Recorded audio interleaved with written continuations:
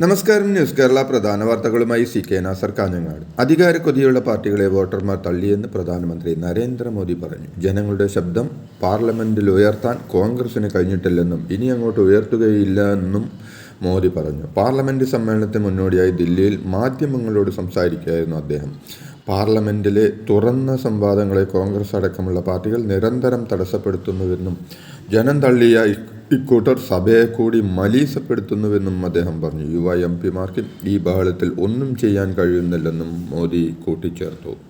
ഭരണഘടനയുടെ ആമുഖത്തിൽ സോഷ്യലിസവും മതേതരത്വവും ഉയർത്തിയതിനെതിരായ ഹർജികൾ സുപ്രീം കോടതി തള്ളി. 1976 42-ാം ഭേദഗതി പ്രകാരം സോഷ്യലിസ്റ്റ്, സെക്യുലർ എന്നീ വാക്കുകൾ ഉൾപ്പെടുത്തിയത് ചോദ്യം ചെയ്ത് BJP നേതാവ് സുബ്രഹ്മണ്യൻ സ്വാമി ഉൾപ്പെടെ നൽകിയ ഹർജികളാണ് സുപ്രീം കോടതി തള്ളിയത്.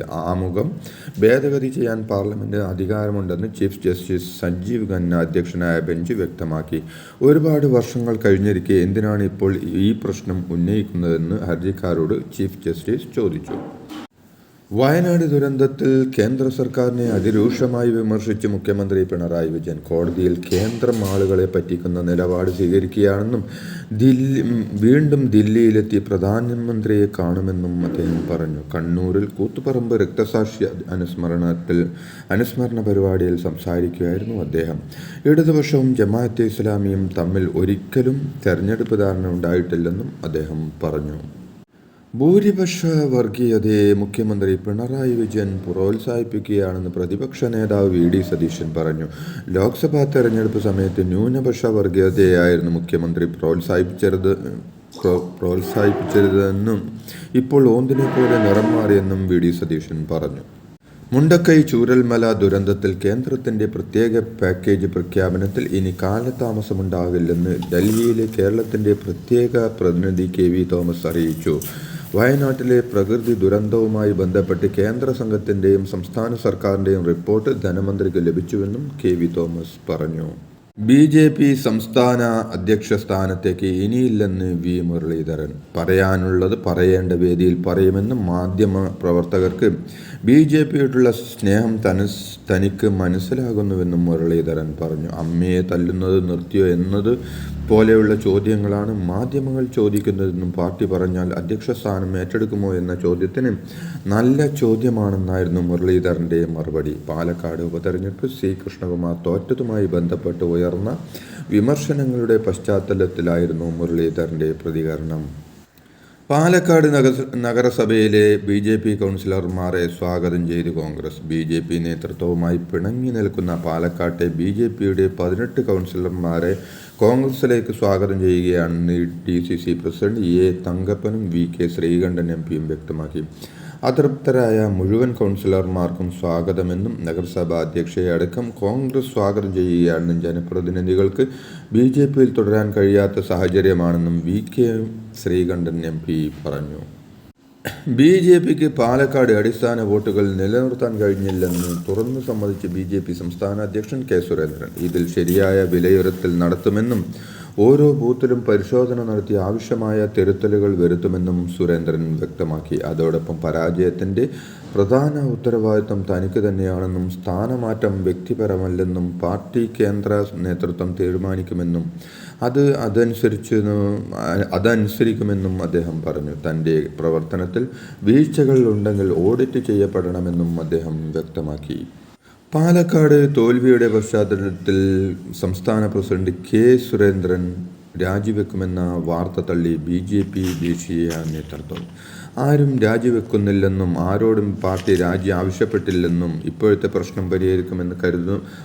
പരിഹരിക്കുമെന്ന് കരുതുന്നുവെന്നും കേരളത്തിൻ്റെ പ്രഭാരി പ്രകാശ് ജാവേദ്കർ സമൂഹ മാധ്യമത്തിൽ കുറിച്ചു. ഊഹാപോഹങ്ങൾ പ്രചരിപ്പിക്കുന്നത് LDFും UDF ആണെന്നും അദ്ദേഹത്തിൻ്റെ കുറിപ്പിലുണ്ട്.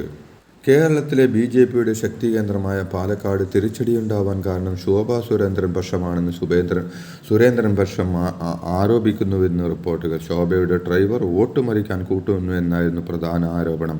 പാലക്കാട്ടെ പരാജയം ശോഭാ സുരേന്ദ്രൻ്റെ തലയിൽ കെട്ടിവെക്കാൻ ശ്രമിക്കുന്നതായി ശോഭാ പക്ഷവും ആരോപിക്കുന്നുണ്ടെന്നും റിപ്പോർട്ടുകളുണ്ട്. പി ജയരാജന്റെ ആത്മകഥാ വിവാദത്തിൽ രവി DC-യുടെ മൊഴിയുമായി ബന്ധപ്പെട്ട വാർത്തകളിൽ വിശദീകരണവുമായി DC ബുക്സ്. കരാറില്ലെന്ന് മൊഴി നൽകിയെന്ന തരത്തിലുള്ള വാർത്തകൾ അടിസ്ഥാനരഹിതമാണെന്ന് DC ബുക്സ് വ്യക്തമാക്കി. ഫേസ്ബുക്ക് പോസ്റ്റിലൂടെയാണ് വിശദീകരണം. പുസ്തകം പ്രസിദ്ധീകരിക്കാൻ പിയുമായി ധാരണയുണ്ടെന്ന സൂചനകളാണ് പുതിയ വിശദീകരണത്തിലൂടെ DC ബുക്സ് നൽകുന്നത്. ബലാത്സംഗ കേസിൽ നടൻ ബാബുരാജിന് മുൻകൂർ ജാമ്യം. കർശന ഉപാധികളോടെയാണ് ഹൈക്കോടതി ജാമ്യം അനുവദിച്ചത്. അന്വേഷണവുമായി സഹകരിക്കുവാനും 10 ദിവസത്തിനകം അന്വേഷണ ഉദ്യോഗസ്ഥന് മുന്നിൽ കീഴടങ്ങുവാനും കോടതി നിർദ്ദേശിച്ചിട്ടുണ്ട്. ചേവായൂർ സഹകരണ ബാങ്ക് തെരഞ്ഞെടുപ്പ് ഇടക്കാല ഉത്തരവിലൂടെ റദ്ദാക്കണമെന്നാവശ്യപ്പെട്ട് കോൺഗ്രസ് സമർപ്പിച്ച ഹർജി ഹൈക്കോടതി തള്ളി. നവംബർ 16 നടന്ന തെരഞ്ഞെടുപ്പിൽ മത്സരിച്ച് പരാജയപ്പെട്ട 11 കോൺഗ്രസ് നേതാക്കൾ സമർപ്പിച്ച ഹർജിയാണ് കോടതി തള്ളിയത്. RSS മുസ്ലിം ലീഗും തമ്മിൽ വ്യത്യാസമില്ലാതായെന്ന് മന്ത്രി സജി ചെറിയാൻ പറഞ്ഞു. മതനിരപേക്ഷ നിലപാട് ലീഗ് മറന്നുവെന്നും മുസ്ലിം ലീഗ് ഏകീകരണം കൊണ്ടുവരിക എന്ന ലക്ഷ്യത്തോടെ സംഘടിതമായി മുന്നോട്ട് പോവുകയാണെന്നും അദ്ദേഹം കുറ്റപ്പെടുത്തി. മുസ്ലിം ഏകോപനം നടത്താൻ ലീഗ് ശ്രമിച്ചു വരികയാണെന്നും അദ്ദേഹം ആരോപിച്ചു. മതനിരപേക്ഷ പറഞ്ഞ ശേഷം വർഗീയ സംഘടനകളുമായി ചേർന്ന് പ്രവർത്തിക്കുകയാണ് മുസ്ലിം ലീഗെന്നും അദ്ദേഹം പറഞ്ഞു. വടകര കാഫിർ സ്ക്രീൻഷോട്ട് കേസിൽ അന്വേഷണ പുരോഗതി report Vadakara first class magistrate കോടതിയിൽ സമർപ്പിച്ച് പോലീസ്. അന്വേഷണം പുരോഗമിക്കുന്നുവെന്നും ഇതുവരെ 24 പേരുടെ മൊഴി രേഖപ്പെടുത്തിയെന്നും പോലീസ് അറിയിച്ചു. സ്ക്രീൻഷോട്ടിൻ്റെ ഉറവിടം കണ്ടെത്താനായി കസ്റ്റഡിയിലെടുത്ത ഫോണുകളുടെ ഫോറൻസിക് പരിശോധനാ റിപ്പോർട്ട് ഇതുവരെ ലഭിച്ചിട്ടില്ല. മെറ്റ കമ്പനിയിൽ നിന്നും ഇതുമായി ബന്ധപ്പെട്ട വിവരങ്ങൾ ലഭിക്കേണ്ടതുണ്ടെന്നും പോലീസ് കോടതിയെ അറിയിച്ചു. ഓർത്തഡോക്സ് യാക്കോബായ സഭ പള്ളി തർക്കവുമായി ബന്ധപ്പെട്ട കോടതിയലക്ഷ്യ കേസിൽ സംസ്ഥാനത്തെ ചീഫ് സെക്രട്ടറി അടക്കം 20ഓളം ഉദ്യോഗസ്ഥർ നേരിട്ട് ഹാജരാകണമെന്ന കേരള ഹൈക്കോടതി ഉത്തരവ് ഒഴിവാക്കി സുപ്രീം കോടതി. ഈ മാസം 29-ന് നേരിട്ട് ഹാജരാകണമെന്നായിരുന്നു ഹൈക്കോടതിയുടെ നിർദ്ദേശം. തിരുവനന്തപുരത്തെ കാരക്കാണം മെഡിക്കൽ കോളേജിൽ കർണാടക പോലീസിന്റെ റെയ്ഡ്. കോളേജ് ഡയറക്ടർ ബെനറ്റ് എബ്രഹാമിനെ തേടിയാണ് പോലീസ് എത്തിയത്. കർണാടക സ്വദേശികളിൽ നിന്ന് 7.5 കോടിയോളം രൂപ വാങ്ങി തിരികെ നൽകാത്തതിൽ കർണാടക മല്ലേശ്വരം പോലീസ് രജിസ്റ്റർ ചെയ്ത കേസിൽ 1-ാം പ്രതിയാണ് ഇയാൾ. MBBS സീറ്റ് വാഗ്ദാനം ചെയ്താണ് ഇയാൾ കാശ് തട്ടിയത്. അന്വേഷണ ഉദ്യോഗസ്ഥർക്ക് മുന്നിൽ ഹാജരാകാത്തതിനാൽ കോടതി ഉത്തരവ് പ്രകാരമാണ് റെയ്ഡുമായി പോലീസ് എത്തിയത്. ഇതോടെ ഇന്നത്തെ പ്രധാന വാർത്തകൾ സമാപിച്ചു. നന്ദി, നമസ്കാരം.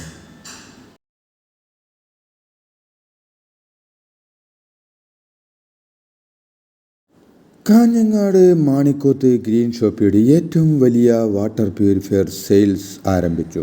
ബോർവെള്ളം, ഫിൽട്ടർ വെള്ളം, കിണർ വെള്ളം എന്നിവ കോംബോ ഓഫർ വഴി നല്ല വെള്ളമാക്കാം.